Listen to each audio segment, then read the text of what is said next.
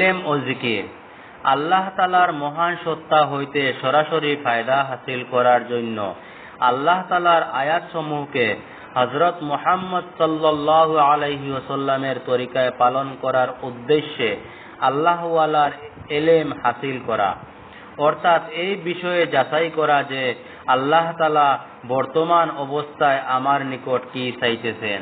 কুরআনের আয়াত, আল্লাহ তাআলার এরশাদ, যেমনভাবে আমরা কাবাকে কিবলা নির্ধারণ করিয়া তোমাদের উপর আপন নিয়ামতকে পরিপূর্ণ করিয়াছি, তেমনভাবে আমরা তোমাদের মধ্যে একজন মহান রাসূল প্রেরণ করিয়াছি, যিনি তোমাদের মধ্য হইতে একজন, তিনি তোমাদিগকে আমাদের আয়াতসমূহ পড়িয়া শুনান, তোমাদিগকে নফসের নাপাকি হইতে পাক করেন, তোমাদিগকে কুরআনের করিমের তালিম দেন এবং এই কুরআনের ব্যাখ্যা ও আপন সুন্নত ও তরিকার ও তালিম দেন, আর তোমাদিগকে এইরূপ কাজের কথা শিক্ষা দেন যাহা তোমরা জানিতেও না।